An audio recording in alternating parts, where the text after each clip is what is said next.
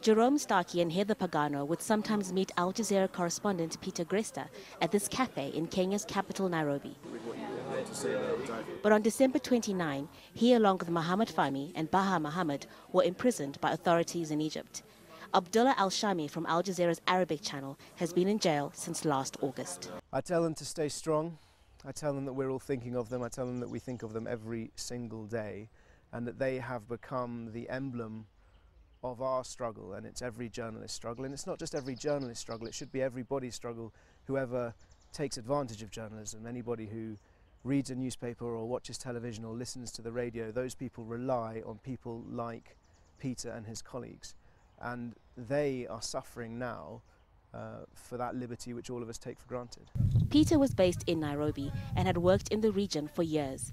And in the 100 days since he's been in jail, he would have likely covered the fighting in South Sudan, which has displaced hundreds of thousands of people and killed an unknown number.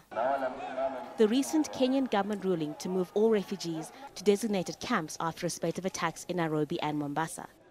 There is also the deteriorating security situation in Somalia and the increasing attacks by Al-Shabaab in the capital, Mogadishu. Most recently, Peter would have reported on the 20th anniversary of the Rwandan genocide, where nearly 1 million people were killed. Tom Rhodes is from a group that advocates for journalists and says things could get worse for reporters. It's very worrying, I think, for this region in particular, because once they start cracking down on high-profile names such as Al Jazeera, what does that mean for the local journalists, even here in Kenya, who don't have the same kind of institutional backing and support? So yes, I think it's a dangerous precedent. Jacqueline Kubania has been a journalist for nearly 1 year. She says colleagues like Peter Greste inspire her. He is still fighting, and because he's fighting, I'm inspired to keep telling stories and to do the very best I can.